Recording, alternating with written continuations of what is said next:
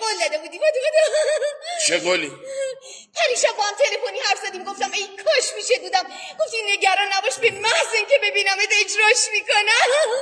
نه حالا اون شب حالم خوب نبود. نه دیگه دست به مهره بازیه بودو نه حالا چیزه بودو دیگه قول دادی بودو قول دادی که من خودم دوست دارم 5 بار به قولم عمل کنم. پس یالله. نه بابا چی کاری؟ بودو دیگه عزیز من قول دادی بودو با خانواده اینا پدر اینا حال صحبت میکنی؟ مشکل ددیه بهت نگفتم. ببین من با ددی رفیقم اینجوری من جلوش خیلی راحتم تو هم راحت باشم. اینقدر نمیتونم راحت باشم.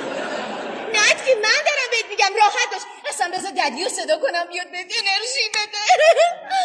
جانم انرژی بابات بیاد انرژی بده؟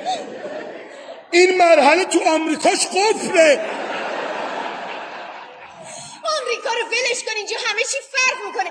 اصلا بذار سیسی و جهانم صدا کنم اونا هم بیان همگی بهت انرژی بدن. اونا بیان چی کار؟ بیان جمعشن دور ما یک دو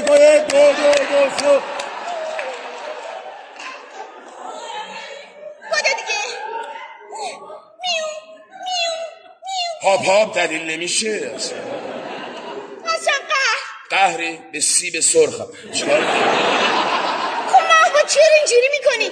تو آمریکا میونه این همه آدم میخونی بعد اینجا جلو 4 نفر آدم نمیتونی؟ عزیز من اون خوندن اهو لجنزاره. شما نخندید با من همدستید.